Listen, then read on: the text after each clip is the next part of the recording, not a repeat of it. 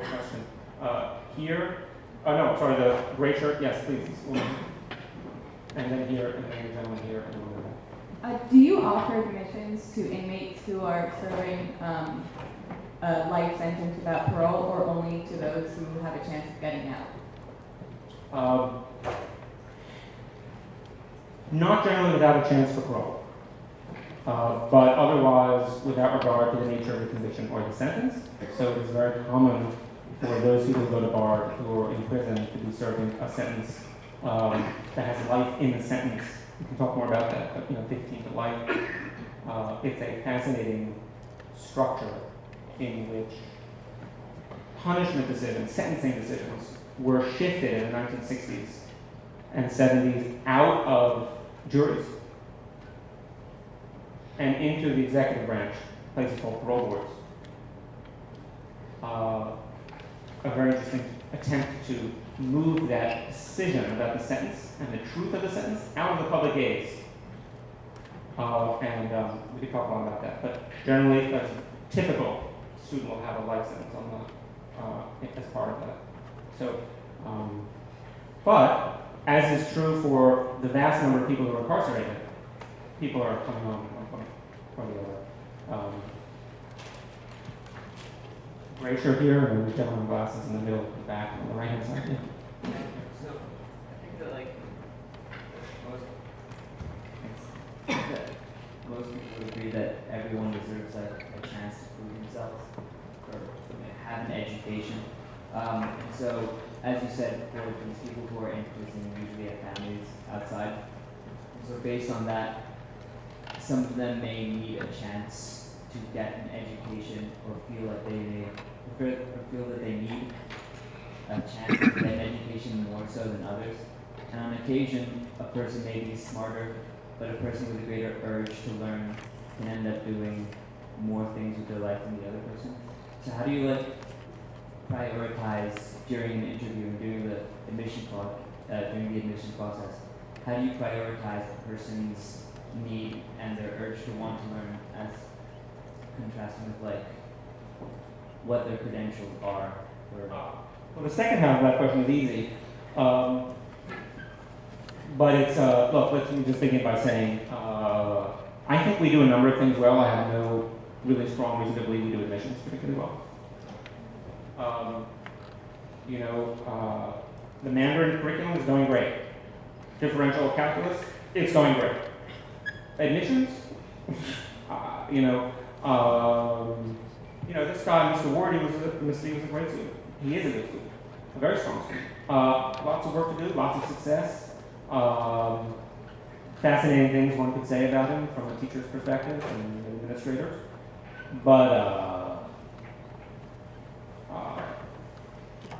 I'm not sure whether that establishes that anything, it's a completely messy set of data, you could say, that I've gotten out of that whole experience and, having read thousands and thousands of essays and hundreds and hundreds of interviews and all of that. It's a mess. So that's the first thing to say is, again, that's a sort of, you make a decision, we make decisions about how to handle information and data. We intentionally deprive ourselves of a lot of information during the admissions process. There's very poor information, and then there's information that we don't think is relevant.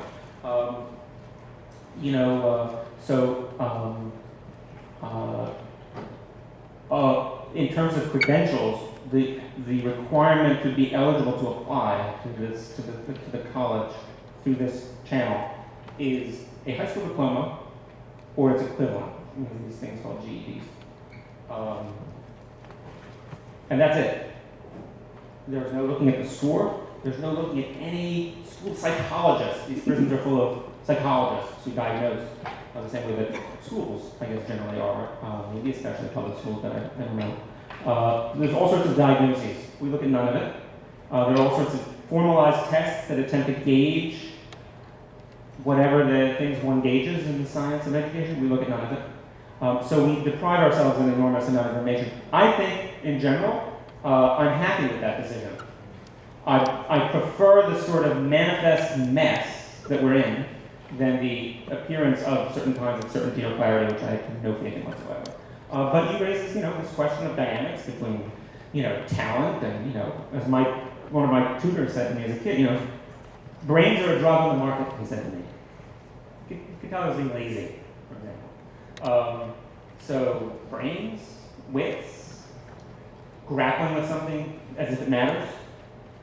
Right? I mean, here's a decision, in one way you could think about this text that I shared. It's an attempt to represent a decision that's, driven by a completely different set of, aspirations on behalf of myself, imagining what college is about and what goes on when you study and learn and read and when you disagree with the teacher and when someone says, this teacher says your writing sucks and this teacher says, wow, I really think your writing's excellent. And it's the same paper. That's a challenge. And it's a challenge for all of us as people with vanity and ambition and self-image. And then it's a particular challenge when you're an adult.